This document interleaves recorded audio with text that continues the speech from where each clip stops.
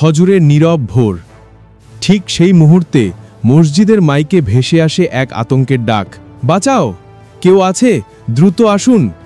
আর সেই ডাকেই বেঁচে যায় 7টি মানুষ। ধর্ম নয়, মানবতা জয়ী হয়।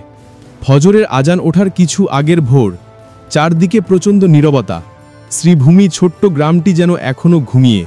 ঠিক তখনই একটি বিকট শব্দ, যেন রাতের অন্ধকারে মৃত্যু হানা দিল।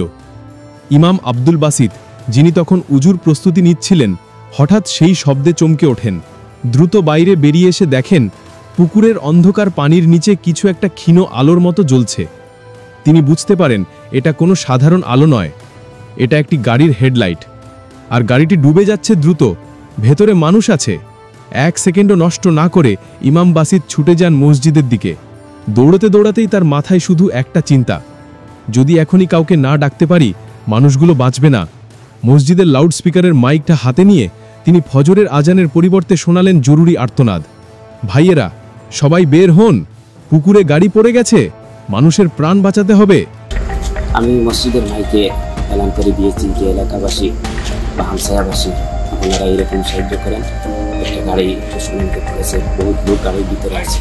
এখনই গ্রামের মানুষ তখনও আধ ঘুমে, কিন্তু তার কণ্ঠে যে আতঙ্ক, যে তাড়না, তা মুহূর্তেই সবাইকে জাগিয়ে তুলল।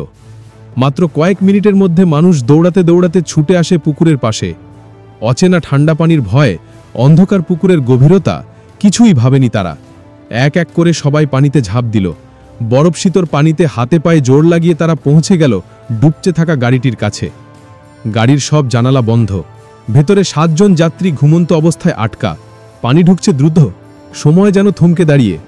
এক গ্রামবাসী বলেন, আর 1 মিনিট দেরি হলে সবাই শেষ। অবশেষে জানালার কাঁচ ভাঙা হলো।